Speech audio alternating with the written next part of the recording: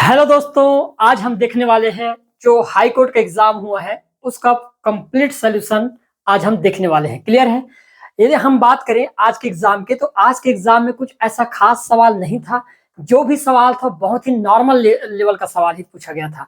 Clear है। तो हम आज सबसे पहले टॉपिक चालू करने वाले हैं रीजनिंग वाले पोर्शन से, जो सामान्य जो मानसिक योग्यता है वहां से कुछ सवाल है उनको देखने वाले हैं। क्लियर है।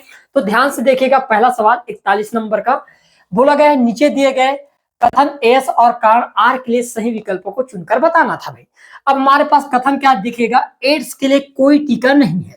क्लियर है।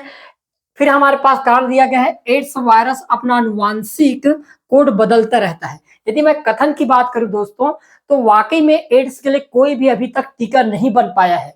और नहीं बनने का कारण क्या है, तो एड्स के जो वायरस होते हैं वो अपने आनुवांशिक कोड समय समय पर बदलते रहते हैं। इसी कारण से एड्स का टीका नहीं बन पाया है। तो हम यहाँ पर देखेंगे कि हमारा कथन तो सही है, साथ में हमारा कारण जो है ये भी सही है, और इस कथन की सही तरीके से व्याख्या भी कर रहा है। तो हमारे पास जो हमारा ऑप्शन होगा पहला, ये क्या हो जाएगा, यहाँ पर एकदम करेक्ट हो जाएगा। क्लियर है भाई। आगे बढ़ते हैं, देखिएगा नेक्स्ट वाला सवाल। फिर 42वां नंबर का सवाल, ये भी हमारे पास कथन निष्कर्ष से पूछ लिया गया था। ध्यान दीजिएगा। कथन क्या बोल रहा है, हमें पहाड़ों पर मैदानों की तुलना में अधिक ठंड महसूस होती है बोला गया है। हमको इतना पता है कि जब हम सामान्य भूभाग से है ना कोई ऊंचाई वाले स्थान पर जाते हैं, तो सामान्य वाले भूभाग के अपेक्षा ऊंचाई पर हमको ठंड थोड़ा ज्यादा महसूस होने लगता है। क्लियर है भाई। तो ये हमारे पास कथन की बात करें तो कथन एकदम करेक्ट है। यदि हम कारण पर आए तो तापमान जो होता है वो ऊंचाई के साथ साथ घटता है बोला गया है।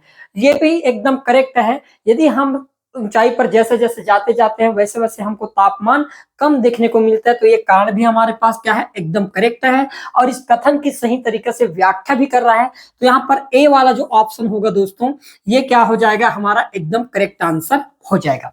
क्लियर है भाई। आगे बढ़ते हैं। देखो फिर अगला सवाल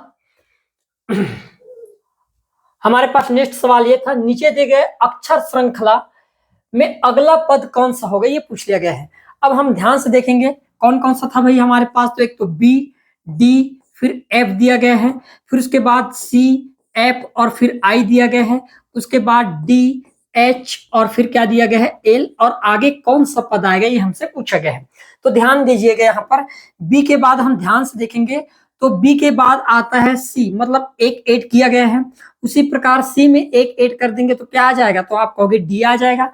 उसी प्रकार आगे हम डी में भी एक ऐड कर देंगे तो कितना आ जाएगा भाई, तो आप कहोगे ई तो आएगा ही। क्लियर है। तो शुरुआत कहां से होना चाहिए, ई से चालू होना चाहिए। तो हमारे पास ए ऑप्शन कट जाएगा, और हमारे पास ये तीन ऑप्शन है जहां पर शुरुआती दौर में ई देखने को मिलेगा। क्लियर है। आगे हम बढ़ते हैं तो देखो डी के बाद यहाँ पर क्या आ गया है, एफ, मतलब डी और एफ में कितना, डी में कितना ऐड करके एफ प्राप्त किया गया, तो हम कहेंगे दो प्राप्त की, दो ऐड किया गया है। उसी प्रकार एफ में यदि हम दो ऐड कर देंगे तो कितना प्राप्त हो जाएगा, एच। तो उसी प्रकार एच में भी यदि हम दो ऐड कर देंगे तो अगला जो पद होगा दोस्तों वो होगा जे, है ना। तो ई के बाद जे आना चाहिए, और यहाँ पर केवल एक ही ऑप्शन है, ऑप्शन नंबर जो सी होगा मेरे प्यारे दोस्तों, ये यहाँ पर क्या होगा, एकदम करेक्ट आंसर हो जाएगा। क्लियर है भाई। आगे बढ़ते हैं। फिर देखो अगला सवाल 44वां नंबर का सवाल रीजनिंग है, लेकिन एक्चुअल में गणित जैसा लग रहा है ना। हम जानते हैं अनुपात समानुपात में इस प्रकार से ढेरों सारे सवाल देखने को मिलता है। तो देखिएगा 44वां नंबर का सवाल, ए और बी का अनुपात दे रखा है 5:3। उसी प्रकार बी और सी का अनुपात भी दे रखा है 2:1। और हमको क्या पूछा है, ए बी और सी का अनुपात क्या होगा। अब इसको बनाने के बहुत सारे तरीके हैं, मैं एक ही तरीका बता दे रहा हूं, ए अनुपात बी अनुपात सी। क्लियर है भाई। तो ए और बी का अनुपात क्या है, तो ए बी के नीचे लिख देंगे 5:3। क्लियर है। उसके बाद हम देखेंगे बी और सी का, तो बी और सी का क्या हो जाएगा, तो आप कहोगे 2 अनुपात कितना लिख देंगे, हम 1 लिख देंगे। क्लियर है। अब जो रिक्त वाली जगह है वहां पर भरना बस जो है 3 के आगे खाली है 3, तो यहाँ पर 3 भर देंगे। 2 की इधर खाली है तो 2। अब हम क्या करेंगे, वर्टिकली इनका गुणा कर देंगे, है ना भाई, खड़ी रूप में। तो 5 और 2 का गुणा करोगे तो कितना हो जाएगा, तो आप कहोगे 10। 3 और 2 का गुणा करेंगे तो 6, और 3 और 1 का गुणा करेंगे तो हो जाएगा भाई 3 एकम 3। तो हमारा ए बी और सी का जो एकदम अनुपात होना चाहिए कौन सा हो जाएगा, 10:6:3। ऑप्शन नंबर जो बी होगा दोस्तों, ये हमारा क्या होगा, एकदम करेक्ट आंसर हो जाएगा। क्लियर है। आगे बढ़ते हैं। फिर देखते हैं अगला सवाल। बोला गया है यहाँ पर 6 व्याख्यान, है ना, रविवार से शनिवार तक 7 दिनों के अंतराल में 6 व्याख्यान A B C D E और एफ का आयोजन किया जाना है बोला गया है। निम्नलिखित के अनुसार प्रत्येक दिन केवल एक व्याख्यान होगा।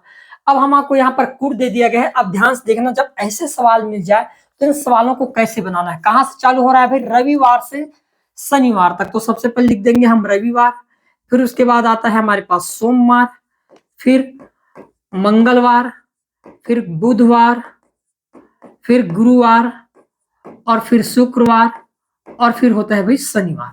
क्लियर है? यही डाटा है, ठीक है, इतना ही है ना, शनिवार। क्लियर है? अब यहाँ पर जो जो बोला गया, पहले वाला कथन ये बोलता है कि एक का आयोजन गुरुवार को नहीं होना चाहिए, मतलब ए कभी भी गुरुवार की जगह तो नहीं आना चाहिए, मतलब तीसरे स्थान पर ए नहीं हो सकता। क्लियर है? इतना तो तय है भाई, ए जो है तीसरे स्थान पर नहीं हो सकता। ये और बहुत बड़ा है ना, ए तीसरे स्थान पर नहीं हो सकता।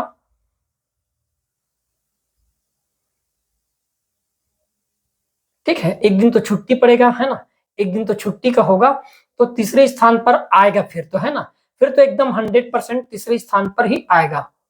चलो देखते हैं आगे क्या होता है। कभी भी दिन, है ना, छुट्टी पड़ सकते हैं, अभी तो टाइम है। आगे देखते हैं। सी का आयोजन एफ के ठीक बाद होना है, मतलब सी और एफ एकदम कंटिन्यू में रहेंगे, है ना, सी और एफ एकदम कंटिन्यू रहेंगे, ये भी है। तो यहाँ पर सी और एफ एकदम कंटिन्यू, है ना, सी और एफ। क्या बोला गया यहाँ पर? सी का आयोजन एफ के ठीक बाद है, एफ के ठीक बाद, एफ के ठीक बाद सी, मतलब एफ और सी आना चाहिए। हम ऑप्शन चेक करेंगे, एफ सी, यहाँ पर एफ सी है, यहाँ पर एफ सी है, यहाँ पर एफ सी है, तो ये वाला कथन क्या हो जाएगा? गलत हो जाएगा। क्लियर है? आगे बढ़ते हैं। फिर बोला गया है एक दिन ई और डी के बीच 2 दिन का अंतर होना चाहिए, है ना, ई और डी के बीच 2 दिन का अंतर होना चाहिए, मतलब ई और डी के बीच 2 दिन का अंतर होना चाहिए। ई और डी के बीच, है ना, ई और डी के बीच 2 दिन का अंतर है। यहाँ पर है ई और डी के बीच 2 दिन का अंतर हो सकता है, ये गैप छुट्टी का भी हो सकता है, अभी एकदम क्लियर नहीं है। क्लियर है? बी का आयोजन मंगलवार को होना है, मतलब अब यहाँ पर क्लियर हो गया कि बी यहाँ पर तो आएगा है भाई। बी का आयोजन कब होना है? मंगलवार को होना है, और उसके बाद डी नहीं होना चाहिए, उसके बी के बाद डी नहीं होना चाहिए, तो बी के बाद डी नहीं होना चाहिए बोला गया है ना भाई, और उसके बाद डी नहीं होना चाहिए, तो ये वाला तो नहीं होगा। क्लियर है? तो बी के बाद डी नहीं, तो ये वाला हमारे पास एक ऑप्शन बन सकता है। अब ये भी है, बी के डी पहले है। क्लियर है? ठीक है,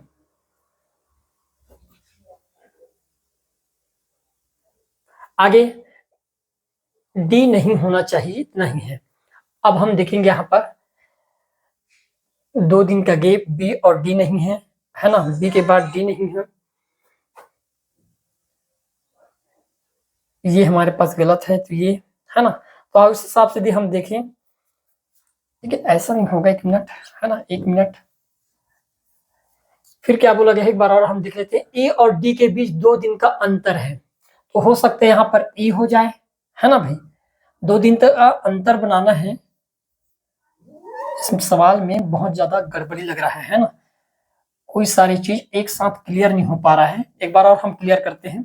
मैं दिन का नाम लिख देता हूँ, रविवार, फिर सोमवार, फिर मंगलवार, फिर बुधवार, फिर गुरुवार, फिर शुक्रवार, और फिर शनिवार। एक दिन छुट्टी का दिन है भाई, ध्यान समझना मेरी बात को, ठीक है।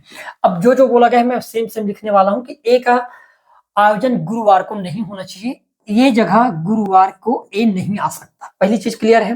फिर हम आगे बढ़ते हैं। सी का आयोजन एफ के ठीक बाद है, एफ के बाद कौन आना चाहिए? सी आना चाहिए। तो यहाँ पर सभी ऑप्शन में से 3 ऑप्शन ऐसे जहां पर एफ के बाद सी आया है, तो हमारे पास सी वाला ऑप्शन ही ऐसे क्या होगा? कट जाएगा। फिर क्या बोला है?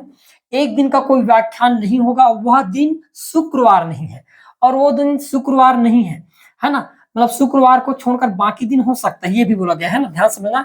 एक दिन कोई व्याख्यान नहीं होगा और वह दिन शुक्रवार नहीं है, और उस दिन से ठीक पहले डी का आयोजन होगा, मतलब शुक्रवार के ठीक पहले डी का आयोजन, तो डी यहाँ पर आ जाएगा भाई आपके पास। क्लियर है? ध्यान समझना, डी यहाँ पर आ जाएगा। क्लियर है? ठीक है भाई, है ना, डी यहाँ पर आ गया। फिर हम देखेंगे बी का आयोजन मंगलवार को होना चाहिए। बी का आयोजन कब होना चाहिए? मंगलवार। तो मंगलवार को किसका आयोजन होना चाहिए? बी का आयोजन होना चाहिए, ठीक है। फिर और उसके बाद डी नहीं होना चाहिए, तो उसके बाद डी नहीं है ना। बी का आयोजन मंगलवार को होना चाहिए और उसके बाद डी नहीं होना चाहिए बोला गया है, तो इसकी जगह कोई और हो सकता है। अब बी के बाद डी नहीं होना चाहिए,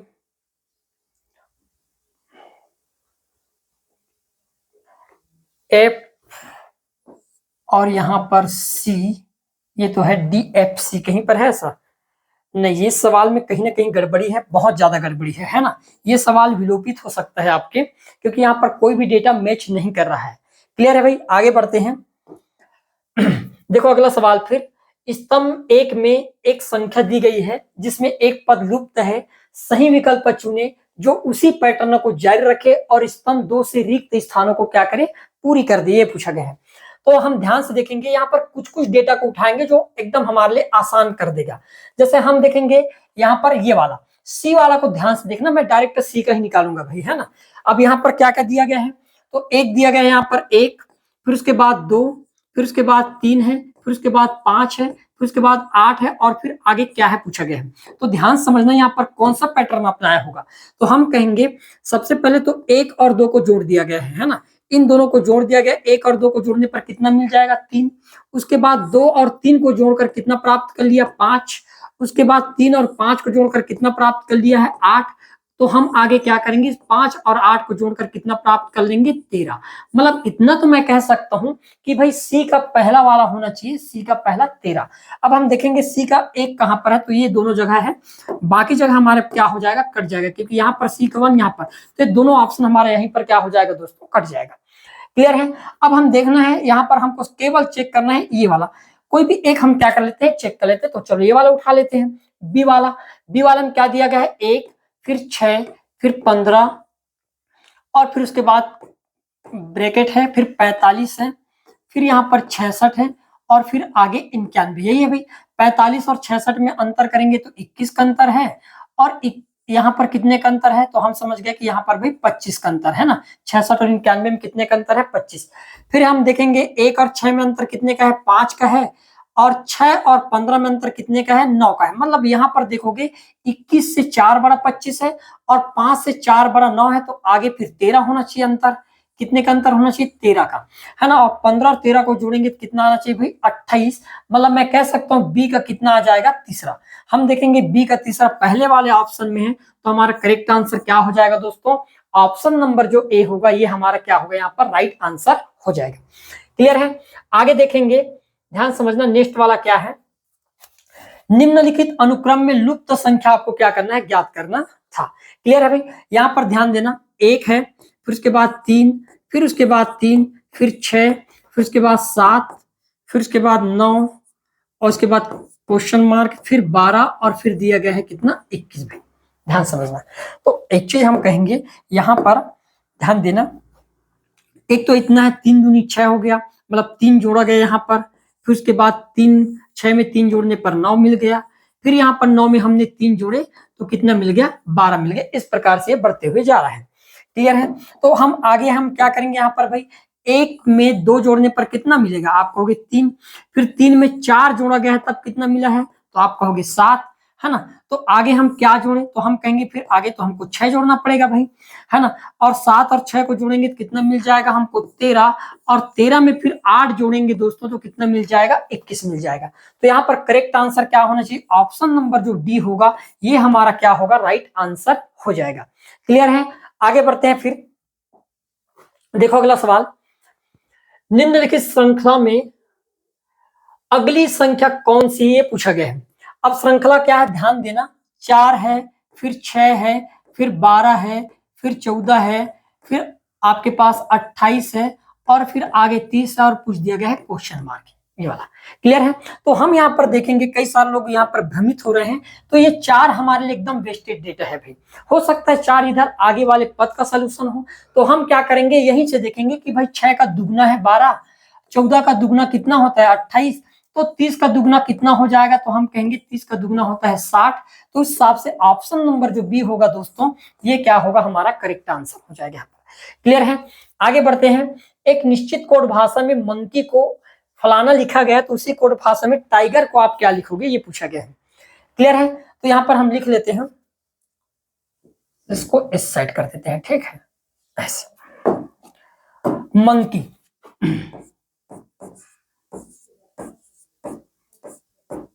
मंकी को क्या लिखा गया है यहाँ पर, एक्स, ठीक है भाई। इधर ऐसे लिख देता तो ज्यादा आसान होता मेरे लिए, थोड़ा और दूर कर देता हूँ, कोई दिक्कत तो नहीं है ना। एक्स, फिर डी, जे, फिर M N L, M N और ये एल लिखा गया। और उसी भाषा में हमको किसको लिखना था, टाइगर का क्या होगा ये ज्ञात करना था। क्लियर है भाई? अब ध्यान समझना।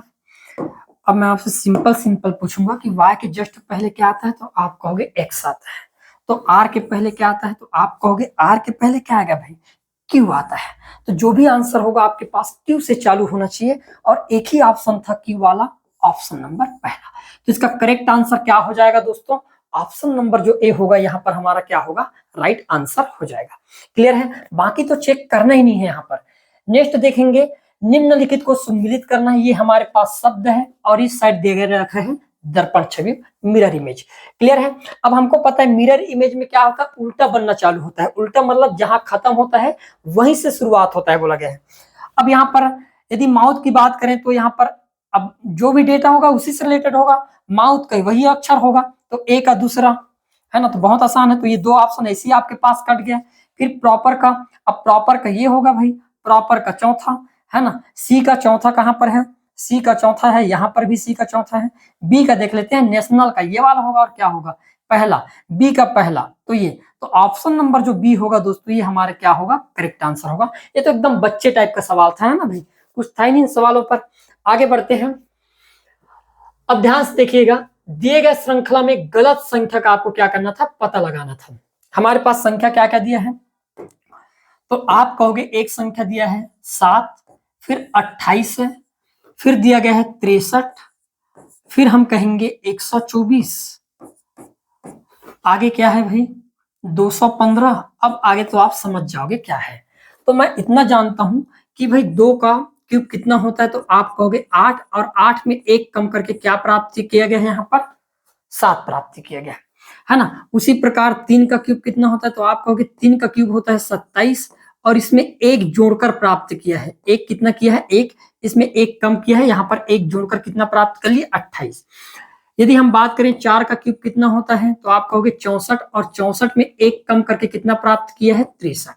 तो यहाँ पर जो 28 वाला पद है ये क्या हो जाएगा, गलत हो जाएगा, क्योंकि यहाँ पर 2 के क्यूब में से 1 कम करने पर 7, 63 है, तो 4 के क्यूब में से 125 से में 1 कम करेंगे तो कितना, 124। इस प्रकार से चला, तो आपका करेक्ट आंसर क्या हो जाएगा, ऑप्शन नंबर जो बी होगा दोस्तों, ये हमारा क्या होगा, राइट आंसर हो जाएगा। क्लियर है? निम्नलिखित आकृति में कितने त्रिभुज है, ये पूछा गया है। अब त्रिभुज काउंट करने का सिंपल तरीका होता है 1, 2, 3 और 4, लास्ट में जो 4 आया है इसका 2 का गुणा कर देंगे, तो 4 दूनी कितना हो गया, 8। अब आउटर में क्या बच गया, 1, 2, 3 और 4, 4 और जोड़ दो भाई, कितना हो गया, तो आप कहोगे 12 जो होंगे ये हमारे पास कुल ट्रायंगल के क्या हो जाएगा, यहाँ पर संख्या मिल जाएगा। क्लियर है? आगे बढ़ते हैं।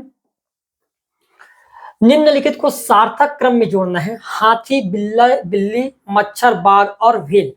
अब हाथी, बिल्ली, मच्छर, बाघ और व्हेल में आपको क्या करना है, सार्थक क्रम जमाना। तो सार्थक क्रम जमाओगे कैसे, है ना, कुछ तो आपके यहाँ पर परिंदा भी लग रहा है, मच्छर, है ना, कुछ तो जली जीव भी है, तो हो सकता है इनके आकार के आधार पर होगा। क्लियर है? तो हम कहेंगे मच्छर सबसे छोटे होता है, तो एम आना चाहिए हमारे पास। मच्छर से कुछ बड़ा होगा तो भाई बिल्ली होगा, है ना, तो एल आएगा। बिल्ली से बड़ा बाघ ही होगा तो एन आएगा, और बाघ से बड़ा हाथी होता है, और बहुत सारे हाथी के बराबर एक व्हेल होता है, तो सबसे पहले ओ आ जाएगा। तो देखो MLNO KO कहां पर है, तो MLNKO ऑप्शन नंबर जो सी होगा दोस्तों, ये हमारा करेक्ट आंसर होगा। यहाँ पर उनके आकार के आधार पर सार्थक क्रम जमाने के लिए बोला गया था। क्लियर है? निम्नलिखित में से कौन सी संख्या समूह के समान है, 9, 15 और 21 के समान है। ध्यान समझना, यहाँ पर 9, 15 और 21 के समान है बोला गया। तो आप ध्यान से देखोगे कि यदि इन दोनों को जोड़ दिया जाए लास्ट को, तो 9 और 21 का सम कितना होता है, तो आप कहोगे भाई 30, और ये जो 30 है ये 15 का दूना है। आप देख पा रहे हैं, तो हम आगे भी उसी प्रकार करेंगे। 7 और 28 को जोड़ेंगे तो कितना होगा, 7 28 35, और वो 21 का दूना नहीं होता, इसलिए हमारे पास के वाला क्या होगा, गलत हो जाएगा। यदि मैं जे वाले की बात करूं, 10 और 16 को जोड़ने पर कितना होगा, 26, और 13 का दुगना है, तो जे वाला कथन हमारा सही है। उसी प्रकार 5 और 25 को जोड़ने पर 30, और 10 का दुगना 20 होता है, तो एल वाला भी गलत हो जाएगा। 4 और 12 को जोड़ने पर 16, और ये 8 का दुगना है, तो एम वाला हमारा पास करेक्ट हो जाएगा। तो जे और एम जो ऑप्शन होगा, ऑप्शन नंबर जो बी होगा दोस्तों, ये क्या होगा, यहाँ पर राइट आंसर हो जाएगा। क्लियर है, आगे बढ़ते हैं। यदि एक यहाँ पर गुणा का अर्थ घटाना है, भाग का अर्थ जोड़ना, और जोड़ का अर्थ भाग है, और माइनस का अर्थ गुणा, तो निम्नलिखित में से कौन सा समीकरण सही है, ये पूछा गया है। ठीक है भाई, कौन सा समीकरण यहाँ पर सही है, ये आपसे पूछा गया है। तो आप इसको हल क्या है करोगे, बताओ तो पहले तो, है ना भाई, हल कर सकते हैं। अब देखते हैं पहले जे वाला देख लेते हैं, 15, फिर यहाँ पर माइनस का अर्थ क्या होता है, तो माइनस का अर्थ होता है गुणा, तो यहाँ पर हम गुणा कर देंगे भाई 5। फिर हम देखेंगे भाग का अर्थ क्या होता है, तो भाग का अर्थ होता है प्लस, तो प्लस कर देंगे, कितना हो जाएगा फिर 5। ओके, फिर यहाँ पर गुणा का अर्थ क्या होता है, तो गुणा का अर्थ माइनस होता है, तो माइनस का 20, और फिर प्लस का अर्थ क्या होता है, तो प्लस का अर्थ होता है भाग, तो यहाँ पर लगा देंगे भाग का 10। क्लियर है, अब सिंपल से है, 15 5 75, 5 और माइनस ये 10 कट जाएगा 2 बार में, तो 80 में 2 घटाएंगे तो कितना आ जाएगा, तो 78। तो हम कहेंगे पहला वाला तो हमारा एकदम क्या है, करेक्ट है। क्लियर है, आगे बढ़ेंगे, यहीं पर मैं हल कर देता हूं इसको, तो हो भी नहीं रहा बड़ा। चलो देखते हैं, भाग का मतलब क्या होता है, भाग का मतलब होता है प्लस, यहाँ पर प्लस कर देंगे, है ना भाई। माइनस का अर्थ होता है गुणा, यहाँ पर गुणा कर देंगे, और फिर यहाँ पर प्लस का मतलब होता है भाग, तो यहाँ पर भाग दे देंगे। ठीक है, और फिर हमारे पास गुणा का मतलब होता है माइनस, यहाँ पर माइनस कर देंगे। अब सिंपल सोचने वाली बात है, जब भी आप 3 को 5 से भाग दोगे तो डेटा दशमलव में आएगा, और आंसर दशमलव में नहीं है, तो ये डेटा हमारे पास ऐसी गलत होगा, इसको हल करना ही नहीं था भाई। फिर हम देखेंगे यहाँ पर भी गुणा का मतलब होता है क्या, माइनस, प्लस का मतलब क्या होता है भाग, प्लस का मतलब भाग, यहीं पर पकड़ा गया। देखो 2 को आप 3 से भाग दोगे तो डेटा दशमलव में आएगा, तो ये भी हमारे पास डेटा क्या हो जाएगा, यहीं पर तुरंत गलत हो जाएगा। आप बार बार उसको हल करने की गलती नहीं करना है। फिर यहाँ पर, फिर यहीं पर कहीं पर होगा, देखो भाई प्लस का मतलब है ना, और प्लस का मतलब भाग। अब 10 को 3 से भाग दोगे तो फिर डेटा दशमलव में आएगा, और हमारा आंसर दशमलव में नहीं है, तो एम वाला भी क्या हो जाएगा, यहाँ पर गलत हो जाएगा। तो कौन सा सही होगा हमारे पास, यहाँ पर 2 2 3 3 सही दिखा रहा है, जे और के। माइनस का अर्थ होता है गुणा, और प्लस का अर्थ होता है भाग। वहीं गड़बड़ कर दिया क्या मान रखने में। के में देखते हैं 8 है, भाग का मतलब क्या होता है, तो भाई भाग का मतलब है आपके पास यहाँ पर भाग का अर्थ होता है प्लस, चलो प्लस। फिर यहाँ पर कर दिया है 10, माइनस का अर्थ क्या होता है गुणा, चलो भाई गुणा कर दिया मैं यहाँ पर 3। ठीक है, प्लस का मतलब होता है भाग, चलो लगा देते हैं भाग का, कितना है यहाँ पर हमारे पास 5, और गुणा का मतलब होता है प्लस, तो ये हम कर दिए प्लस। ध्यान समझने यहाँ पर, है ना, 2 बार गुणा आ गया था क्या, गुणा का मतलब होता है माइनस, सॉरी क्या होता है माइनस है ये। अब सबसे पहले हम क्या करेंगे, भाग देंगे, तो भाग दोगे आप, चलो भाई कर लेते हैं 8 प्लस 10, 3 को 5 से भाग देते हैं, कितना आ जाएगा आपके पास 0.6 माइनस का 6। ठीक है, तो ये 10 छक्के 10 हो गया, 10 8 18। ठीक है, 6 8 14, और 14 में से 6 जाएगा तो कितना आ जाएगा 8। ठीक है, ये वाला एकदम करेक्ट है, के वाला भी हमारा क्या होगा, राइट आंसर हो जाएगा। तो इस हिसाब से देखें तो जे और के जो होगा हमारा क्या हो जाएगा दोस्तों, यहाँ पर करेक्ट आंसर हो जाएगा। क्लियर है, आगे बढ़ते हैं फिर, और तो कुछ नहीं नीचे ना। अब यहाँ पर हम देखेंगे गणित के सवाल फिर, कि गणित में किस किस प्रकार के सवाल पूछे गए हैं, जो हमने पढ़ाए थे पिछले बार, है ना। जितने भी हम सवाल कराए हैं लगभग वैसे उसी प्रकार के सवाल पूछे गए हैं, और ये सिलसिला तो चलते ही रहेगा, है ना भाई। और हमारे जो जितने भी कोर्स है उसके बारे में बता दूं, हमारे जो कोर्स है आपके, चाहे तो मंडूक निरीक्षक की बात हो, है ना, या जितने भी आगामी एग्जाम होने वाले हैं उनका बहुत कम दर पर हम, है ना, प्राइस रखे हैं। तो आप चाहो तो आप परचेज कर सकते हैं। ये हमारे नंबर है 87 70 18 33 और 15। इस नंबर पर आप कॉल करके या व्हाट्सएप करके जो भी आपको जानकारी प्राप्त करना है आप प्राप्त कर सकते हो भाई। क्लियर है? तो देखिएगा, पहला सवाल देखते हैं गणित का। एक क्रिकेट खिलाड़ी ने 10 पारी या पूरी की है बोला गया है, उसका औसत स्कोर कितना है? 21.5 है। अपना औसत 24 करने के लिए अब उसे अगली पारी में कितने रन बनाने होंगे पूछा गया है। तो ध्यान समझना, पहले औसत कितना था? 21.5। अब उस औसत को बढ़ाकर कितना करना है? 24 करना है। मतलब मैं एक चीज तो समझ गया कि प्रत्येक व्यक्ति के जो रन है उसमें 2.5 की वृद्धि करना है। कितने की वृद्धि करना है भाई? तो मैंने कहा 2.5 की वृद्धि करना है। पहले 10 खिलाड़ी, अब एक और खिलाड़ी खेलेगा, मतलब टोटल कितने खिलाड़ी हो गए? 11। अब मैं चाहूं कि नए खिलाड़ी के मिलाकर औसत 24 करना है, मतलब 11 खिलाड़ी हो जाएगा। और 11 का गुणा 2.5 के साथ करेंगे तो आप कहोगे 11 5 55 की 5, हाथ के 5, और 11 दूनी 22 और 5 कितना होता है? 27। मतलब हल करने पर कितना आ गया? 27.5।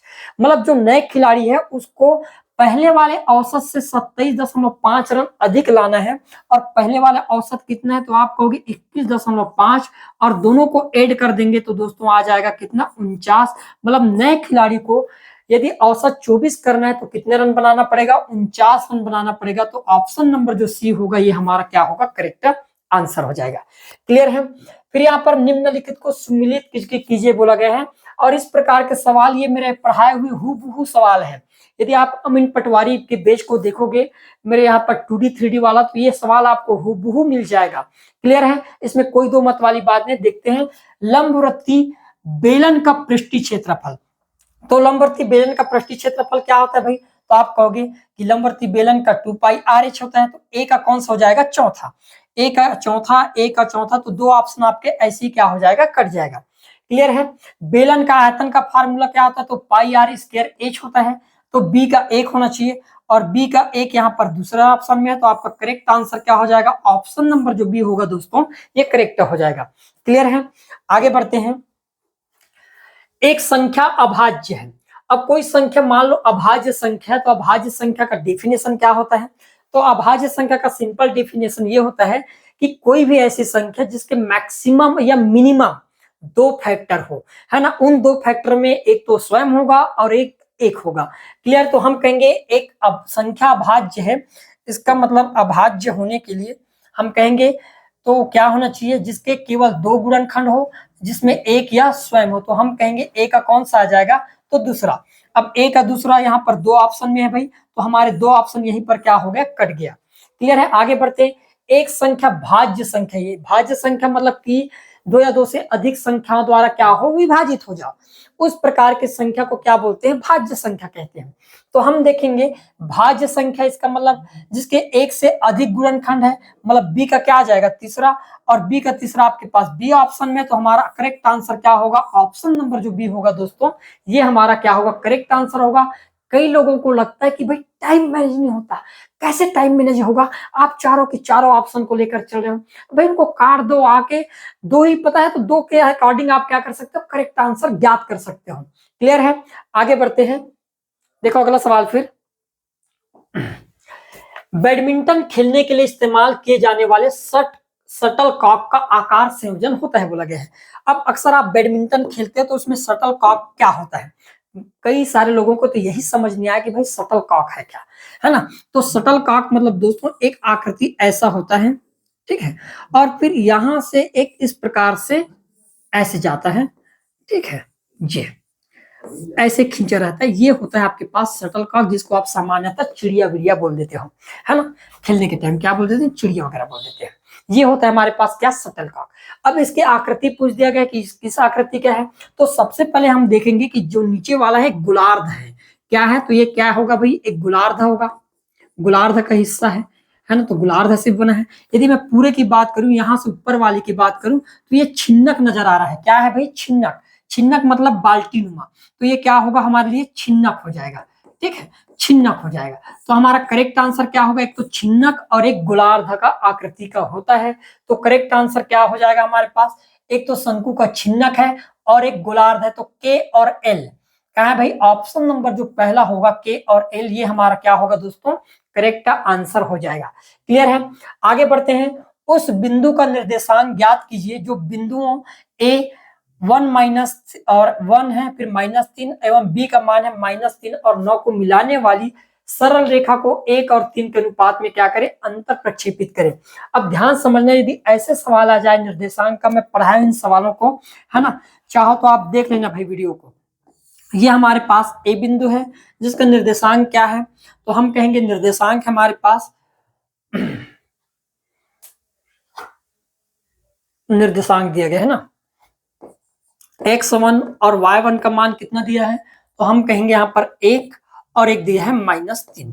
क्लियर है, यदि मैं b की बात करूं तो b बिंदु में क्या दिया है हमारे पास, x2 और y2 का मान, तो आप कहोगे इसका मान दिया गया है -3 और कितना दे रखा है, 9 दे रखा है।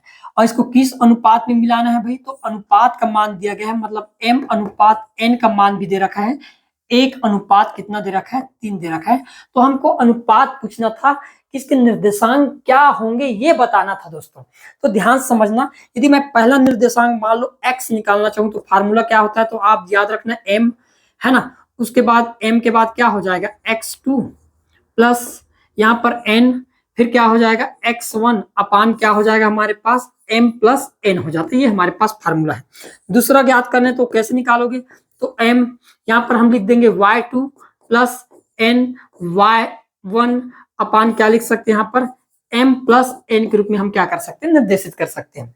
अब डेटा को हम डायरेक्ट क्या करेंगे, पुट करना चालू कर देंगे। यहाँ पर ध्यान समझना, m का मान कितना है भाई, तो m का मान यहाँ पर 1 है, तो हम लिख देंगे 1 गुणा x2 का मान कितना, तो x2 का मान -3 है, -3, फिर बीच में प्लस का चिन्ह है प्लस, फिर n का मान कितना है, तो आप कहोगे 3 इंटू यहाँ पर x1 का मान कितना है, 1 है। ठीक है भाई, अब आगे हम देखना ही नहीं है ना, हमको तो आगे देखना नीचे में क्या होगा आपके पास, 1 प्लस कितना हो जाएगा 3। आगे जब डील करोगे इसको तो 1 और -3 का गुणा होगा तो -3 प्लस 3 और 1 का गुणा होगा तो 3 और डिवाइड बाई कितना कर देंगे 4। तो -3 और 3 को जोड़ेंगे तो 0 और 0 को यदि 4 से भाग देंगे तो रिजल्ट कितना आ जाएगा भाई 0। तो पहले वाला होगा भाई 0 और यहाँ पर हमारे पास ये कैंसिल, डी भी कैंसिल। अब हमारे पास 2 ऑप्शन बच गए। फिर सेकंड वाले में चलते हैं तो आप देख पाओगे m का मान है 1, y1 का मान दिया गया है -3। ठीक है, y1 का मान -3 और y2 का मान यहाँ पर कितना दे रखा है, 9 दे रखा है, क्या है ना, यहाँ पर लिख देंगे हम 3, है ना, गुणा कितना कर देंगे 9 और नीचे में लिख देंगे यहाँ पर हम क्या, एक मिनट, पहले तो हमको ये लिखना है ना, m का मान 1 है, y का मान कितना हो जाएगा, y2 का मान, तो आप कहोगे 9, फिर यहाँ पर हम क्या कर देंगे भी प्लस, उसके बाद y1 का मान आपके पास 3 गुणा कितना कर देंगे -3 और ये हो जाएगा 1 + 3। तो आगे आप देख पाओगे 9 कम 9, है ना, प्लस और माइनस का गुणा होगा तो 9, -3 और 3 का गुणा होगा तो 9 और डिवाइड करेंगे 4 से तो ये भी हो जाएगा 0 और 0 को 4 से भाग देंगे तो रिजल्ट कितना आ जाएगा 0। मतलब दोनों के दोनों निर्देशांक का मान कितना होगा 0। इस आधार पर देखें तो पहला वाला जो कथन होगा दोस्तों ये हमारा करेक्ट हो जाएगा। ऐसे सवाल को क्या करना था, बनाना था। क्लियर है, आगे देखते हैं। एक किसान ने एक गाय को गिरवी रखकर 3600 रुपए की राशि 15% वार्षिक साधारण ब्याज पर उधार ली।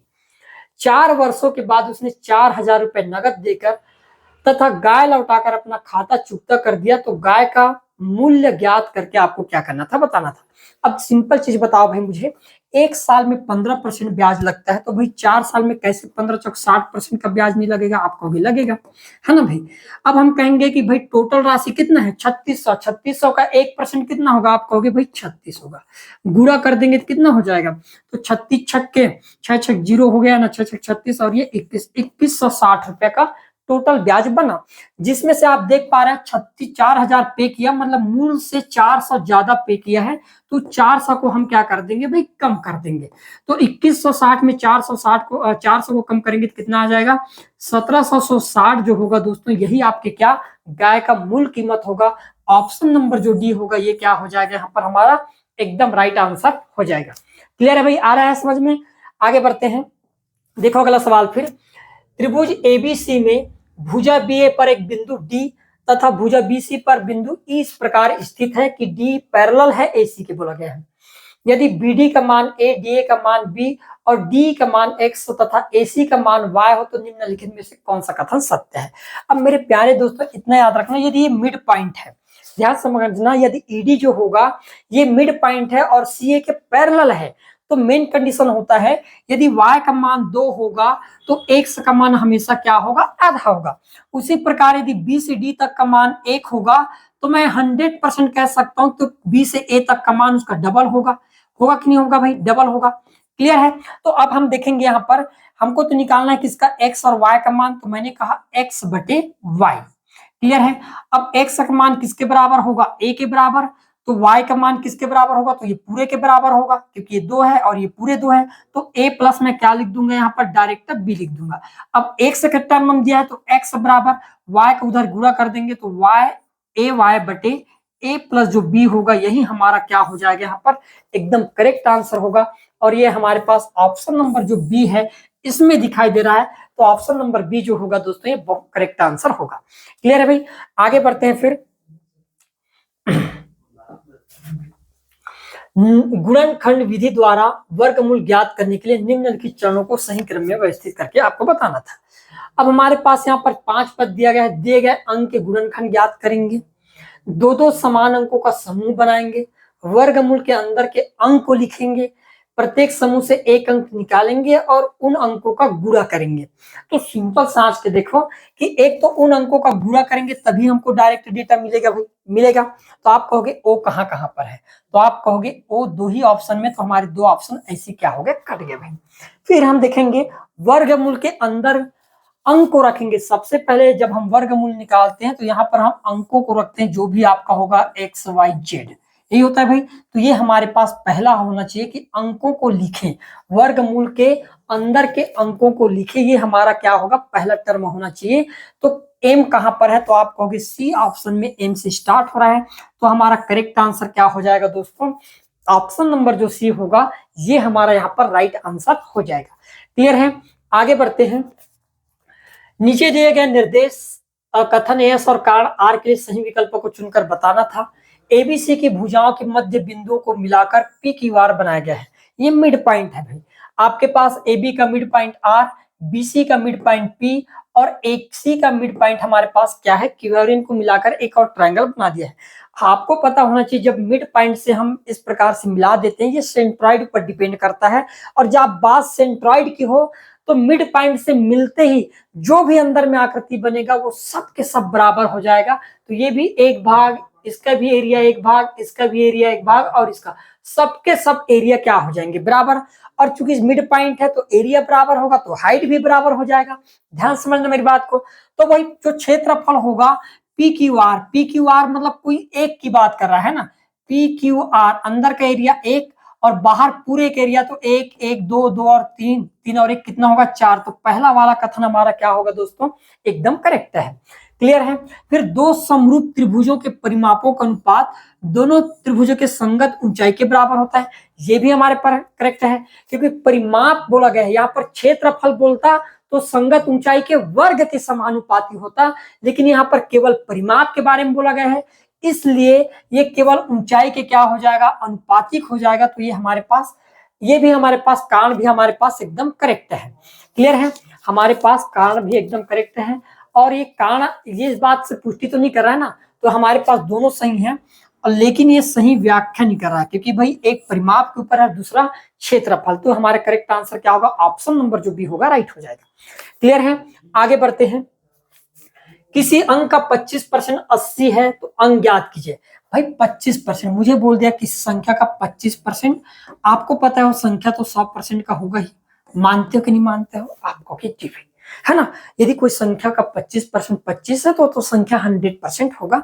मैं यहीं पर डाटा को आसान कर दूंगा, ये 25 कम 25 और ये 25 चौके 100, एक का मान दिया है भाई 80, तो बताओ 4 का मान कितना होगा, तो आप कहोगे 80 गुणा 4 कितना होता है, 8 चौके 32, 320 हो जाएगा, और यही हमारा क्या होगा, एकदम करेक्ट आंसर होगा। ऑप्शन नंबर जो सी होगा दोस्तों राइट आंसर हो जाएगा। क्लियर है। फिर फिर हमको बोला गया कि 10 वस्तुओं का क्रय मूल्य 7 वस्तुओं के विक्रय मूल्य के बराबर है। कहने का मतलब ये है, मैं 10 आम खरीद कर लाया है ना, 10 आम मान लो मुझे कोई भी प्राइस में मिला हो, मैंने उतने ही प्राइस 7 आम बेचकर प्राप्त कर लिया, मतलब 3 आम का मुझे फायदा हो गया। यहाँ पर मैंने कहा मुझे 3 मैंगो का फायदा हो गया। कितने मैंगो पर? क्योंकि मेरे पास क्रय मूल्य तो बराबर हो गया ना, तो मैं 10 को नहीं, अब तो मैं 7 को लूंगा, इंटू कितना कर दूंगा 100 भाई। ठीक है, अब हम गुणा कर देंगे तो आप देख पाओगे 300 बटे कितना हो जाएगा भाई 7, 7 का पहाड़ा पड़ते हैं, 7 चौक 28, बच गया हमारे पास 2, हो गया 20, 7 दूनी 14, बच गया भाई 6 बटे 7, कितना आ जाएगा 42 सही 6 बटे 7 जो होगा ऑप्शन नंबर जो सी होगा दोस्तों, ये लाभ के रूप में होगा, हानि नहीं होगा, है ना। कई लोग हानि मारकर नहीं आ रहे हैं, क्या होगा लाभ होगा। क्लियर? तो हमारा करेक्ट आंसर क्या होगा, ऑप्शन नंबर जो सी होगा राइट होगा। फिर यदि किसी शंकु की ऊंचाई व तिरछी ऊंचाई क्रमशः 21 और 28 सेंटीमीटर है, तो शंकु का आयतन आपको क्या करना है, ज्ञात करना है। शंकु का आयतन क्या करना था भाई, ज्ञात करना था। अब यहाँ पर देखो एक शंकु बना दिया गया है इस प्रकार से, शंकु, ठीक है। अब शंकु दे दिया गया है, ठीक है। अब हम कहेंगे कि ये उसका हाइट हो गया क्या 21 क्या है हाइट है, और तिरछी ऊंचाई का मान कितना दिया है 28, और मुझे क्या निकालना है यहाँ पर, तो आप कहोगे भाई त्रिज्या मिल जाए तो मेरा काम क्या हो जाएगा, आसान हो जाएगा। क्योंकि हमारे पास शंकु के आयतन का फार्मूला क्या होता है, तो आप कहोगे 1/3 पाई आर स्क्वायर एच होता है, यही है भाई। तो आप एक चीज बताओ, आर का मान निकालोगे कैसे, तो आर का मान निकालेंगे हम, तो आर बराबर हमको पता है आर स्क्वायर बराबर, यदि मैं ध्यान दूं, ध्यान समझना, आर स्क्वायर बराबर होता है L square minus H square, ये होगा भाई। तो मैंने कहा आर स्क्वायर की वैल्यू यदि मैं ध्यान से देखूं तो एल का मान कितना है 28, 28 का वर्ग हो गया 784, माइनस एच 21 का वर्ग हो गया 400 कितना 41, हम घटाएंगे 4 में कम करेंगे तो 3, 8 में 4 कम करेंगे तो 4, और 7 में 4 कम करेंगे तो 3, तो आर स्क्वायर का मान कितना मिल गया 343, तो मिल गया। अब मैं डायरेक्ट मान रखूंगा 1/3, पाई का मान रखा है तो पाई का मान भी रखेंगे 22/7 इंटू आर स्क्वायर का मान, आर स्क्वायर का मान कितना मिला है 343, तो मैं डायरेक्ट पुट करूंगा 343, और हाइट कितना है मेरे पास 21 है भाई। बस इतना ही डेटा था जिनको हमको पुट करना था, ध्यान से देखिएगा। मैं यहाँ पर काट देता हूँ 7 एकम 7, और 7 चौक 28, और 7 9 63, ठीक है, 3 से कटेगा 3 एकम 3, और 3 सत्ते 21। क्लियर है? चाहता तो मैं नीचे से काट देता, चलो कोई बात नहीं। अब हमारे पास जो डेटा आया है, एक तो 22 गुणित कितना आ गया 343, है ना, 49 343, और यूनिट डिजिट करेंगे 3 दूनी 6, 6 कहाँ पर है भाई, लास्ट में बहुत सारे जगह पर है ना। तो 22 या 66 की 6 हाथ क्या 6, 22 चौके 88, 88 और 6 कितना होता है 94 की 4 हाथ क्या 9, और 22 या 66, 66 और 9 कितना हो जाएगा 75, तो करेक्ट आंसर कितना होना चाहिए 75 जो 46 होगा, 75 46 ऑप्शन नंबर जो डी होगा दोस्तों, ये हमारा क्या होगा यहाँ पर एकदम करेक्ट आंसर होगा। ऐसे आपको सवालों को क्या करना था, बनाना था, बहुत इजी पेपर आया था। क्लियर है? आगे बढ़ते हैं। नीचे दिए गए कथन एस और कारण के लिए सही विकल्प को चुनकर आपको बताना था। यदि ए और बी दो अभाज्य संख्या, मान लो ए और बी का मान में क्रमशः 2 और 3 रख दिया, तथा ए तथा बी का लघुत्तम और इनका लघुत्तम क्या होगा भाई, तो आप कहोगे 2 और 3 कैल्सियम होगा 6, और ये 6 तो इनको डायरेक्ट गुणा करने से भी मिल रहा था भाई। ए तथा बी का लघुत्तम एकमात्र समानखंड गुणनखंड 1 होता है, एकदम करेक्ट है, कथन भी सही है और कथन की सही तरीके से व्याख्या भी कर रहा है। तो हमारे पास पहला वाला जो आंसर ऑप्शन होगा दोस्तों, ये क्या होगा, राइट आंसर आ जाएगा। क्लियर है? आगे बढ़ते हैं। 3 छात्रों एबीसी में 11 13 और 17 के अनुपात में कुछ रुपए बांटे गए। यदि छात्र ए को 451 रुपए मिले तो छात्र बी व सी को कितने कितने रुपए मिले तथा कुल कितने रुपए बांटे गए, ये पूछा गया है। अब हमको सिंपल इतना पता चल गया कि ए अनुपात बी अनुपात सी का अनुपात क्या है, तो आप कहोगे 11 अनुपात 13 अनुपात कितना हो जाएगा 17 हो जाएगा। ध्यान समझना मेरी बात को, ठीक है भाई। अब पहले ए को कितना मिला है, तो ए को राशि मिल गया यहाँ पर कितना भाई 451। अब मैं डायरेक्ट 11 का पहाड़ा पढ़ूंगा, 11 चौक 44, और ये 11 कम 11, मतलब लास्ट में 1 का गुणा करना है था और कुछ नहीं। अब ध्यान समझना, अब 1 का गुणा 3 के साथ करूंगा तो बी में 3 आना चाहिए, और हमको पूरा पूछा गया, तो पूरे का एक साथ जोड़कर देखेंगे तो कितना हो गया, तो आप कहोगे 11 13 आपके पास 24, 24 और 17 कितना होता है, 24 और 17 41, और 41 में यदि मैं इस एक का गुणा कर दूं तो इकाई अंक पर एक आएगा। मतलब मैं अपने आंसर तक एकदम करेक्ट पहुंच चुका हूं। सी का भी पूछा क्या, एक में 7 का गुणा करेंगे तो 7 आना चाहिए, इतने डाटा आना चाहिए भाई।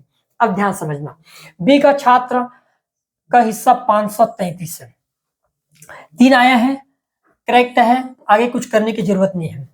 बी का छात्र का हिस्सा 1681, एक कहां से आ जाएगा, गलत है। सी का 697 है, 7 है भाई, यहां पर है, ये भी हमारे पास क्या होगा, करेक्ट हो जाएगा। कुल बांटे गए रुपए एक आया है, टोटल आया है, ये भी हमारा क्या होगा, करेक्ट। मतलब मैं जे एल और एम, ऑप्शन नंबर जो सी होगा दोस्तों, यहां पर क्या कर लूंगा, करेक्ट आंसर कर लूंगा, इससे ज्यादा मैं कैलकुलेशन भी नहीं करूंगा। ठीक है, आगे बढ़ते हैं। देखो अगला सवाल, फिर लास्ट सवाल था क्या, 5 सेंटीमीटर, 6 सेंटीमीटर, 7 सेंटीमीटर भुजाओं वाला एक त्रिभुज बनाए और फिर एक अन्य त्रिभुज बनाए जिसकी भुजाएं पहले त्रिभुज की संगत भुजाओं के 7/5 हो, विधि के अनुसार क्रम में लिखना था आपको। तो जैसा जैसा बोला गया है वैसे वैसे मैं क्या कर रहा हूँ, एक डेटा बना रहा हूँ, ध्यान समझना।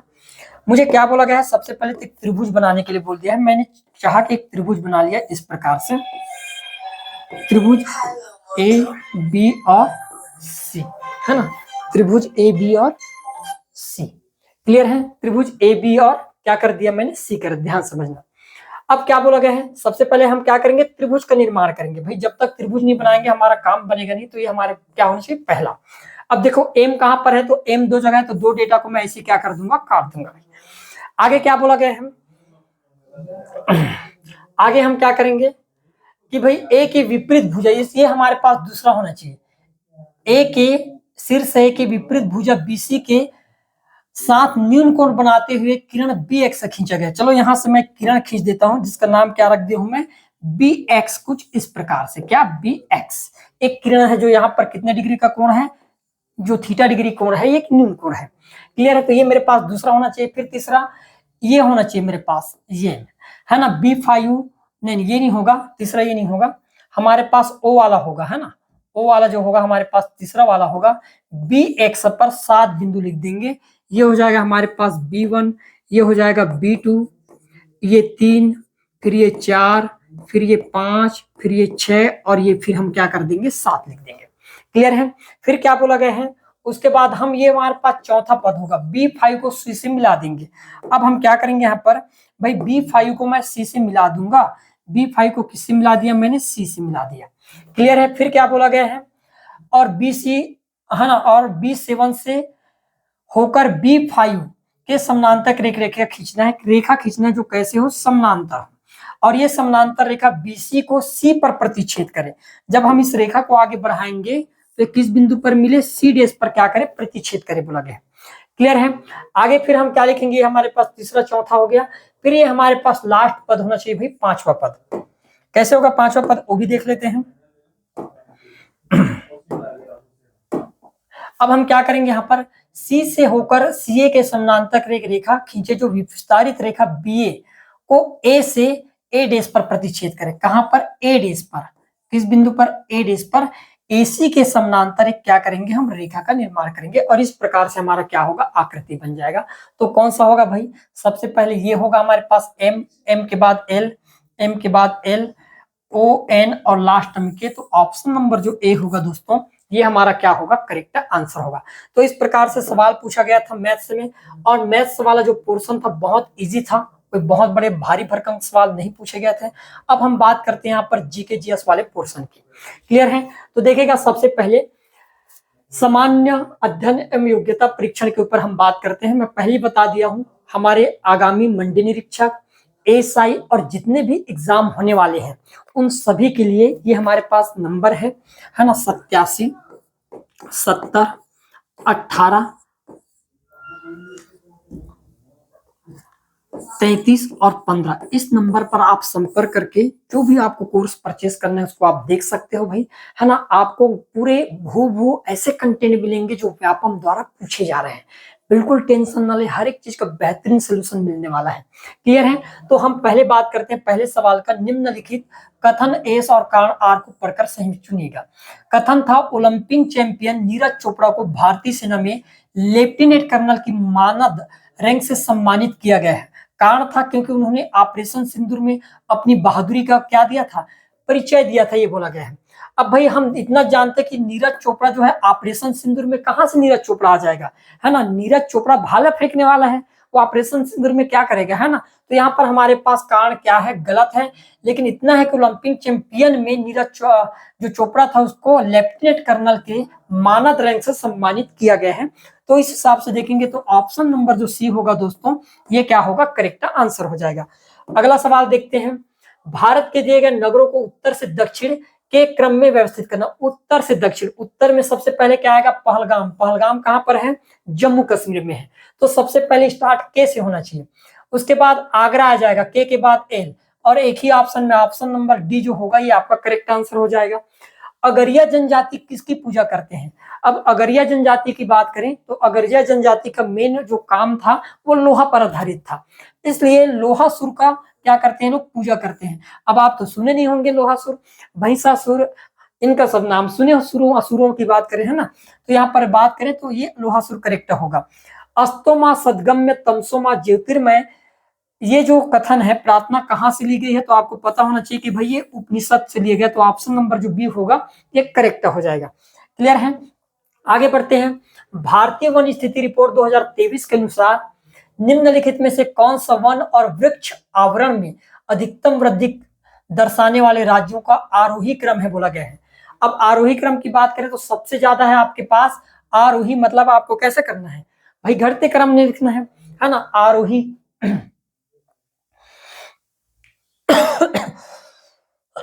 आरोही मतलब बढ़ते क्रम में, है ना? तो सबसे कम उत्तर राजस्थान में है, उसके बाद उत्तर प्रदेश, और सबसे ज्यादा कहां पर है, छत्तीसगढ़ में। तो ऑप्शन नंबर जो सी होगा करेक्ट हो जाएगा।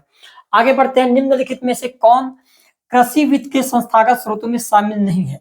तो याद रखना ऑप्शन नंबर जो डी होगा, मतलब हम लिख सकते हैं कि भाई साहूकार, और दूसरा आ जाएगा आपके पास व्यापारी, ये आपके पास वित्त के संस्थागत स्रोत नहीं है। क्लियर है? आगे बढ़ते हैं भाई। फिर बात किया गया है लोकगीत किस परंपरा से संचालित होते हैं? तो याद रखना लोकगीत जितने भी होते हैं मौखिक परंपरा से संचालित है। तो ऑप्शन नंबर सी क्या होगा, राइट हो जाएगा। भारत में भूमि सुधार कार्यक्रम में कौन सा शामिल नहीं है, बोला गया भारत में भूमि सुधार में? तो याद रखना यहाँ पर ऑप्शन नंबर डी, या इस सवाल के लिए आप क्या करना है ना, कमेंट सेक्शन में एक बार है ना बोल देना कि क्या होने वाला है, वहां पर आपको मिल जाएगा भाई जो भी जानकारी होगा। छत्तीसगढ़ में पंचायती राज की त्रिस्तरीय संरचना को सही क्रम में लगाइए। ठीक है, अब यहाँ पर क्या होगा, पहला वाला जो ऑप्शन होगा ये हमारा करेक्ट हो जाएगा। सबसे पहले क्या होता है, ग्राम पंचायत, ग्राम पंचायत के ऊपर जनपद, और जनपद के ऊपर क्या होता है, जिला पंचायत। तो इस हिसाब से देखा जाए तो ए वाला जो कथन था ये हमारा क्या होगा, करेक्ट आंसर होगा। आगे बढ़ते हैं भाई। भारत के उपराष्ट्रपति का चुनाव कौन करता है? तो भारत के उपराष्ट्रपति का चुनाव क्या लोकसभा के सदस्य, राज्यसभा के सदस्य, राज्य विधानसभा के सदस्य, या राज्यसभा के निर्वाचित सदस्य, इनमें से कौन कौन करता है, बोला गया है। तो एक तो भाई राज्यसभा के सदस्य करते हैं, और दूसरा राज्य विधानसभाओं के सदस्य। मतलब आपके पास नहीं है ना, लोकसभा के सदस्य करेंगे ना, लोकसभा के सदस्य, विधानसभा के कहा, उपराष्ट्रपति वाली बात है। तो लोकसभा और राज्यसभा। तो ऑप्शन नंबर जो ए होगा दोस्तों ये हमारा क्या होगा, करेक्ट हो जाएगा। क्लियर है? छत्तीसगढ़ राज्य सरकार द्वारा जिन्हें विशेष पिछड़ी जनजाति में शामिल किया गया वे कौन से है? तो भुजिया और पंडो जो है ये विशेष पिछड़ी जनजाति में शामिल है। क्लियर है? आगे बढ़ते हैं। कंडेल नहर सत्याग्रह संबंधित है। तो कंडेल नहर सत्याग्रह किस किस से संबंधित है? तो याद रखना पंडित सुंदरलाल शर्मा से संबंधित है ना, नारायण राव मेघावाले, और एक हो जाएगा हमारे पास बाबू छोटे लाल श्रीवास्तव। ये तीनों लेख थे। तो जे के और एल, ऑप्शन नंबर जो डी होगा दोस्तों ये करेक्ट हो जाएगा। क्लियर है? निम्नलिखित हिंदू कैलेंडर के महीनों को उनके सही कालक्रम में व्यवस्थित करके बताना था। तो सबसे पहले क्या आता है भाई, तो सबसे पहले आ जाएगा आपके पास हिंदू नववर्ष की शुरुआत चैत्र माह से होता है ना भाई। तो आपके पास चैत्र से चालू होना चाहिए, है ना। चैत्र के बाद क्या आता है, चैत्र के बाद वैशाख आता है ना। तो एम के बाद एल आना चाहिए, एम के बाद एल 2 जगह है, ठीक है। एम के बाद एल 3 जगह है। उसके बाद हम देखते हैं, उसके बाद क्या आएगा, चैत्र, वैशाख, उसके बाद आता है ज्येष्ठ, है ना। तो यहाँ पर ऑप्शन नंबर जो सी होगा ये क्या होगा, करेक्ट आंसर हो जाएगा। क्लियर है। आगे देखो अगला सवाल फिर, छत्तीसगढ़ सरकार द्वारा 2025 के लिए शहीद वीर नारायण सिंह स्मृति सम्मान किसे दिया गया है। तो याद रखना श्री हरि सिन्हा को, है ना, वीर नारायण सिंह स्मृति सम्मान 2025 में दिया गया है। माना दर्रा स्थित है, तो माना दर्रा कहाँ पर है, भारत के उत्तराखंड राज्य जो है यहाँ पर माना नीति ये जो दर्रा है यहाँ पर है।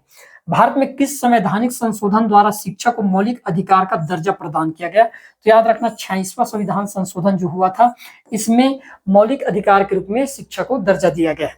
क्लियर है। आगे बढ़ते हैं, निम्नलिखित योजनाओं को उनके प्रारंभ तिथि के अनुसार सही क्रम में करना था। मुद्रा योजना, स्टार्टअप इंडिया, प्रधानमंत्री कौशल, स्टैंड अप इंडिया, प्रधानमंत्री आवास।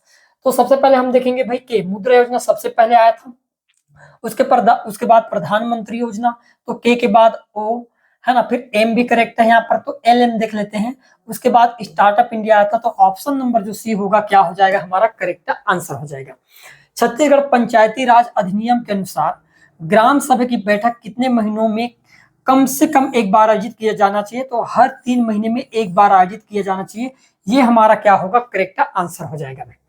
आगे बढ़ते हैं, निम्नलिखित भारतीय सेना के ऑपरेशनों को सही आरोही क्रम में जो अभी अभी जो हुए हैं उनके बारे में बोला गया है ना। तो ऑपरेशन सिंदूर, ऑपरेशन पराक्रम, सर्जिकल स्ट्राइक, ऑपरेशन विजय कारगिल। तो आपको पता है कि ये ताजा है ऑपरेशन सिंदूर, है ना, तो ये सबसे बाद में हुआ होगा, के सभी जगह है क्या, ठीक है। उसके बाद ऑपरेशन विजय मतलब कारगिल ये सबसे लास्ट में पहले हुआ था भाई, तो एन से स्टार्ट होना चाहिए। तो ये 2 ऑप्शन आपके क्या होंगे, कट जाएंगे। उसके बाद आया था सर्जिकल स्ट्राइक 2016 में, नहीं ऑपरेशन पराक्रम आया था क्या, है ना, ऑपरेशन पराक्रम आया था। उसके बाद सर्जिकल स्ट्राइक, तो ऑप्शन नंबर जो सी होगा दोस्तों ये हमारा क्या होगा, राइट आंसर हो जाएगा। 12 वर्ष से कम आयु की कन्याओं की विवाह पर रोक हेतु पारित संपत्ति आयु अधिनियम 1891 किनके प्रयासों का परिणाम था। बी.एस. मालाबारी, बाल गंगाधर तिलक, डी.के. या महादेव गोविंद रानडे। तो ऑप्शन यहाँ पर जो मालाबारी है, बी.एस. मालाबारी, ये हमारा क्या होगा, राइट आंसर हो जाएगा। क्लियर है। आगे बढ़ते हैं, चंद्रयान 3 के संबंध में निम्न में से कौन सा कथन सही है। नासा द्वारा प्रतीक्षित चंद्रयान 3 नासा द्वारा क्या होगा भाई 2019 में प्रक्षेपित, ये हमारे पास, ये भी हमारे पास एकदम करेक्ट नहीं है। रोवर प्रज्ञान और लैंडर विक्रम ये दोनों सही है भाई, जे और एल और एम, ऑप्शन नंबर जो बी होगा करेक्ट हो जाएगा। ठीक है। पौधों में जाइलम किसके लिए जिम्मेदार होता है। तो जाइलम और एक होता है आपके पास, है ना, तो ये जाइलम जो होता है ये हमारे पास जल से क्या होता है, जाइलम। ठीक है। तो आपका करेक्ट आंसर क्या हो जाएगा, ए बरसाइत। चौका का पर्व कब मनाया जाता है, बरसाइत चौका भादो अमावस्या में मनाया जाता है। क्लियर है भाई। आगे बढ़ते हैं, महानदी की सहायक नदी कौन कौन से है। तो महानदी की सहायक नदी की बात करें तो मांड नदी है, हंसदेव और शिवनाथ है, कोटरी नहीं है। तो यहाँ पर करेक्ट क्या हो जाएगा, जे के और एल। सरिस्का वन्य जीव अभ्यारण्य कहाँ पर है, तो सरिस्का वन्य जीव अभ्यारण्य आपके यहाँ पर है भाई, राजस्थान में है। क्लियर है। आगे बढ़ते हैं, कंप्यूटर जनरेटर इमेजरी और है ना विजुअल इफेक्ट वीएफएक्स सॉफ्टवेयर किस उद्योग में आवश्यक उपकरण है। तो हम जानते हैं कि बाहुबली वगैरह जैसे पिक्चर है जिसमें भारी भरकम सीन, है ना, बनाते हैं, तो ये किसके आधार पर, यही आपके पास वीएफएक्स के जरिए, और ये फिल्म से रिलेटेड है। तो आपका करेक्ट आंसर क्या होगा, ऑप्शन नंबर बी। सीपीयू के भीतर कंट्रोल यूनिट का मुख्य कार्य क्या होता है, तो मेन स्टोरेज में और मेन स्टोरेज तक डेटा को क्या करना, प्रवाह को निर्देशित और समन्वित करना। तो ऑप्शन सी क्या होगा, करेक्ट हो जाएगा, है ना। किस प्रकार की ई गवर्नेंस सेवा नागरिकों को ऑनलाइन शिकायत दर्ज करने के लिए देता है, तो ई समाधान जो है शिकायत को, है ना, करने की अनुमति देता है।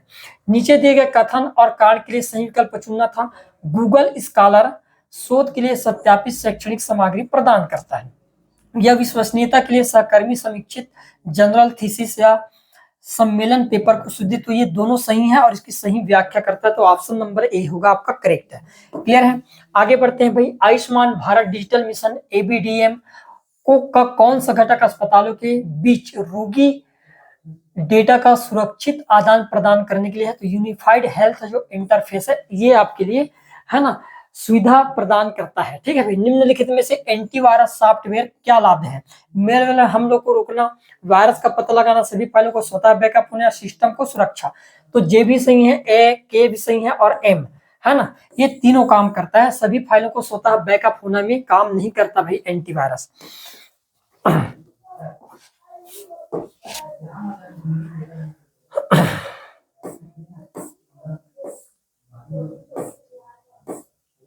है, आगे देखते हैं नेक्स्ट सवाल। कौन सा मल्टीमीडिया तत्व पाठक ऑडियो और वीडियो के संयोजन करने के लिए उपयोग किया जाता है? तो याद रखना, एकीकृत मल्टीमीडिया जो होता है, इंटरग्रेटेड मल्टीमीडिया ये होता है। ठीक है, कौन सा उपकरण इनपुट और आउटपुट दोनों उपकरणों के रूप में कार्य नहीं करता? तो याद रखना, प्लाटर। प्लाटर नहीं करता भाई, है ना। लेजर प्रिंटर की विशेषताओं में क्या शामिल है? तो भाई लेजर प्रिंटर में है तो क्या टोनर यूज होता है भाई, उच्च गति पीपीएम के लिए जाना जाता है, ये भी हमारे पास क्या है, करेक्ट है ना। फिर हम क्या कहेंगे, स्याही का छिड़काव करके प्रिंट नहीं, स्याही का छिड़काव नहीं करते, इंकजेट वाला होता है। नॉन इम्पैक्ट प्रिंटर है, तो आपके पास सी वाला जो होगा करेक्ट हो जाएगा। क्लियर है, आगे बढ़ते हैं। सीखने के लिए यूट्यूब सामग्री को व्यवस्थित करने के लिए निम्न सही तरीकों को कौन सा होगा? तो यहाँ पर हमारे पास आ जाएगा आपके पास जे और एल, पहला वाला है ना, पहला वाला जो होगा करेक्ट हो जाएगा। कौन कौन सा भाई? तो हम कहेंगे विषय का या कठिनाई के अनुसार प्लेलिस्ट बनाते हैं, है ना। फिर हम क्या करेंगे, महत्वपूर्ण वीडियो को बुक मार्क कर लेते हैं, तो ये हमारे पास, ये हमारा क्या होगा, राइट आंसर हो जाएगा। आगे बढ़ते हैं। अब यहाँ पर batch operating system, real operating system, multi user operating system, single user operating system है। तो यहाँ पर देखना एक का तीसरा, है ना। बैच ऑपरेटिंग सिस्टम मतलब होता है समान आवश्यकता वाले जॉब को समूहबद्ध किया जाता है बिना मैनुअल के, तो ए का हो जाएगा तीसरा, और ए का तीसरा दो जगह है भाई। उसके बाद बी है रियल टाइम ऑपरेटिंग सिस्टम, मतलब मिसाइल, मार्गदर्शन, औद्योगिक नियंत्रण जैसे महत्वपूर्ण आपको एकदम करेक्ट टाइम में, तो ये हो जाएगा बी का चौथा। तो ऑप्शन नंबर जो सी होगा ये क्या होगा, राइट आंसर हो जाएगा। आगे बढ़ते हैं। नीचे दिए गए कथन और कांड के लिए विकल्प को चुनना था। एमएस डॉस मुख्य रूप से command line interface operating system है। कारण है एमएस डॉस डिस्क पर फाइल भंडारण को व्यवस्थित करने के लिए फाइल एलोकेशन टेबल प्रणाली का उपयोग करता है। तो यहाँ पर हमारे पास कथन भी सही है और उसका कारण भी एकदम करेक्ट है, नहीं है ना, करेक्ट है, लेकिन सही तरीके से व्याख्या नहीं करा, तो ऑप्शन नंबर जो बी होगा दोस्तों ये करेक्ट होगा। ठीक है भाई, आगे बढ़ते हैं। एक्सेल में कॉलम पर फिल्टर लागू करने के लिए निम्नलिखित चरणों को सही क्रम में आपको क्या करना था, व्यवस्थित करना था। तो यहाँ पर सबसे पहले हम क्या करेंगे भाई, तो याद रखना, यहाँ पर डेटा सेट के भीतर उन सेल रेंज का चयन करें जिसे आप फिल्टर है ना करना चाहते हैं। तो हमारे पास एल क्या होगा, पहला। फिर उसके बाद क्या आएगा भाई, एल के बाद, तो एल के बाद हम देखेंगे डेटा टैब पर सार्ट और फिल्टर समूह के फिल्टर बटन पर क्लिक करें, तो ये हो जाएगा दूसरा, है ना। तो हमारे पास ऑप्शन नंबर जो बी होगा दोस्तों ये क्या होगा, राइट आंसर हो जाएगा। निम्नलिखित गूगल उत्पादों के को उनके लॉन्च के क्रम में व्यवस्थित करके आपको क्या करना बताना था। तो सबसे पहले क्या था, Google Maps, option number H C जो होगा ये हमारे पास क्या होगा, करेक्ट आंसर होगा, चेक कर लेना, है ना, मैं फटाफट बता रहा हूँ भाई। ठीक है, उसके बाद यहाँ पर 40वां नंबर का सवाल था ई कोड का, ई कोड का आपके पास आ जाता दूसरा। फिर बी का केस सूचना प्रणाली का आ जाता आपके पास चौथा। बी का मामलों के संकल्प, तो आपके पास ऑप्शन नंबर जो सी होता है ये क्या होगा, यहाँ पर करेक्ट आंसर हो जाएगा। क्लियर है, आगे बढ़ते हैं। सामान्य हिंदी की बात कर, नीचे दे कथन और कारण के लिए सही विकल्प को चुनकर बताना था। अब कथन है जिन शब्दों के अर्थ में समानता उन्हें पर्यायवाची शब्द कहते हैं।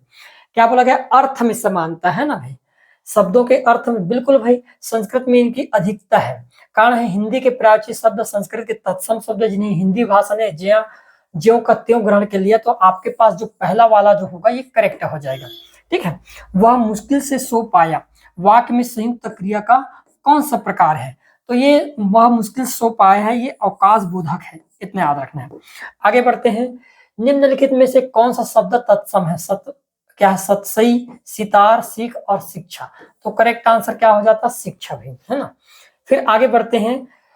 निम्नलिखित एकार्थी शब्दों सह वाक्य खंड के सही विकल्प का चयन करें। नैतिक नियमों का उल्लंघन पाप, जो व्याकरण जानता हो भाषाविद, जो अपनी, है ना, क्या एकार्थी शब्दों से वाक्य खंड के सही विकल्प चुनना था।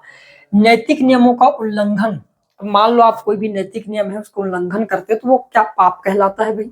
ठीक है, फिर अरे यार इधर भी बताना था, एक मिनट, है ना। जो व्याकरण जानता हो भाषाविद, जो अपनी इच्छा पर निर्भर हो ऐच्छिक, कथा के भीतर अपने आने वाली दूसरी कथा अंत कथा होती, तो ये भी सही है, ये भी सही है ना। और जो व्याकरण जानता हो उसको व्याकरणविद कहेंगे, भाषाविद भी बोल सकते हैं, जो बहुभाषी हो उनको भाषाविद कहेंगे। तो यहाँ पर आपके पास तीनों हो सकता है, नहीं तीनों नहीं होगा, नैतिक नियमों का उल्लंघन करने वाला पाप, तो ऑप्शन नंबर जो सी होगा दोस्तों ये करेक्ट होगा। आगे देखते हैं, यहाँ पर तत्सम एक है ना, क्या है भाई तत्सम, तो याद रखना तत्सम है उत्साह, ठीक है। फिर आपके पास तद्भव क्या है, तो तद्भव में आ जाएगा आपके पास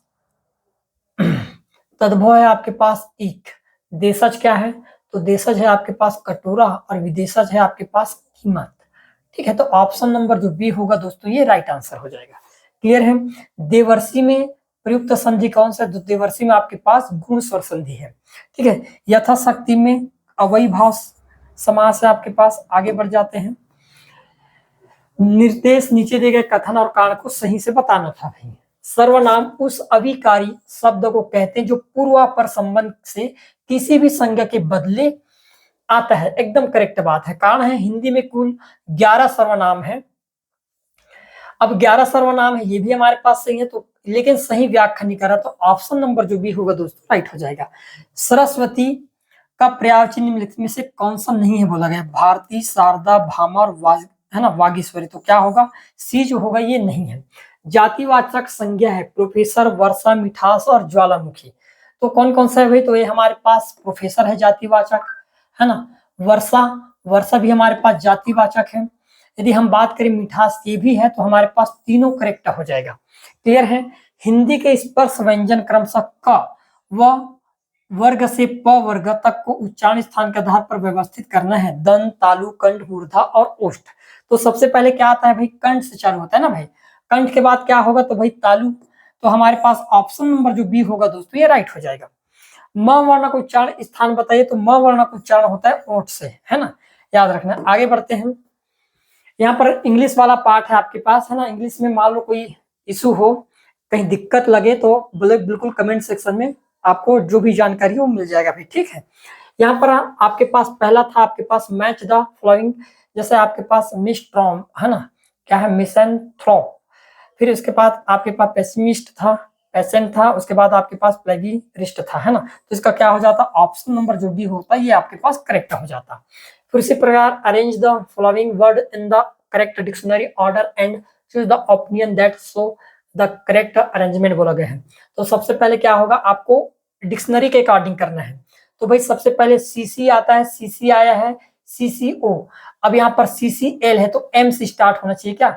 यहाँ पर ए बी है ना, ए बी सबसे पहले आता है, ए के बाद बी, तो ओ से स्टार्ट होगा, ओ से। ओ के बाद ए में तो सब में है, सी सी सी, उसके बाद सी सी, उसके बाद एम आ जाएगा। तो आपके पास करेक्ट ऑप्शन एक ही था, ऑप्शन नंबर बी क्या होगा करेक्ट आंसर हो जाता। ठीक है। Choose the correct indirect narration of the director on. He said, I would have joined the party if I had received the invitation before. आपके पास पहला था he said that the, तो इसका करेक्ट आंसर ही बता रहा हूँ, ऑप्शन नंबर जो D होगा दोस्तों ये आपका क्या होगा राइट आंसर होगा। ठीक है, आगे बढ़ते हैं। फिर बोला गया है चूज द आपके पास correct one word substitution for the phrase a speech delivered without any previous preparation, तो इसको क्या बोलते हैं, तो एक्सटेम्पोर बोलते हैं ना, एक्सटेम्पर। ठीक है, choose the appropriate verb from the flowing the baby is crying and the be hungry, तो इसके लिए क्या आ जाएगा, मे आ जाएगा, मस्ट नहीं आएगा, क्या आ जाएगा, मे आ जाएगा। ठीक है, उसके बाद यहाँ पर आपके लिए करेक्ट क्या हो जाएगा भाई, सी प्रेफर्स कॉफी टी, है ना, सी प्रेफर्स कॉफी टी, या कॉलम से मिलाना था, तो यहाँ पर हो जाता आपके पास 4, है ना। ए का कौन सा हो जाता, चौथा, ए का चौथा आपके पास 2 जगह है भाई। उसके बाद ही सफर्स हेड आ जाता, तो ये आपके लिए पास हो जाता फ्रॉम, है ना। तो हम कहेंगे ऑप्शन नंबर जो ए होगा दोस्तों ये करेक्ट होगा।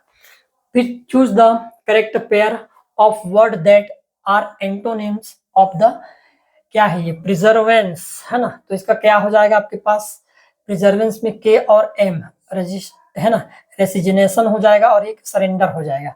तो ऑप्शन नंबर जो सी होगा ये करेक्ट होगा। Choose the pair of the word that the misspelt, आपको कौन सा ये बताना था, तो यहाँ पर मिसस्पेल्ट की बात करें, मिसस्पेल्ट वर्ड की बात करें, है ना, मिसस्पेल्ट में क्या हो जाएगा,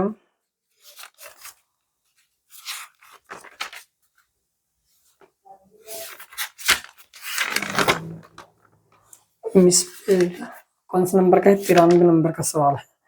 तो आपके पास यहाँ पर मिसस्पेल्ट में है आपके पास ऑप्शन नंबर जो पहला होगा, मतलब यहाँ पर अहमदाबाद और अहमदाबाद कहता हूँ, है ना, अमलगमेशन, और ये है आपके पास मेजेस्टिकली जो है, ये दोनों सही होगा, है ना। यहाँ पर आगे बढ़ते हैं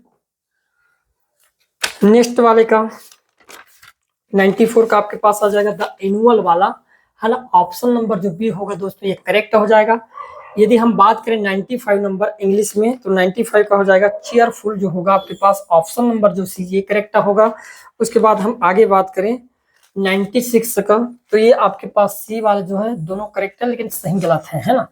rearrange the following parts to construct a correct indirect narration वाला, तो इसमें आपके पास जो ऑप्शन नंबर जो डी होगा ये करेक्ट हो जाएगा।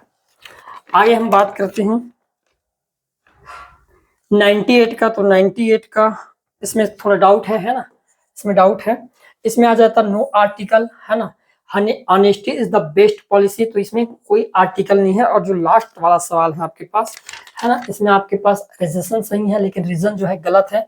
तो हम क्या करेंगे यहाँ पर सी, है ना, पहला सही है लेकिन दूसरा क्या है गलत है। तो इस प्रकार से ये हमारा आज का जो हाई कोर्ट का एग्जाम हुआ था उसका कंप्लीट जो सॉल्यूशन है हमने देखे हैं। क्लियर है? तो आज के लिए इतना ही, बाकी मिलते हैं अगली क्लास में। धन्यवाद।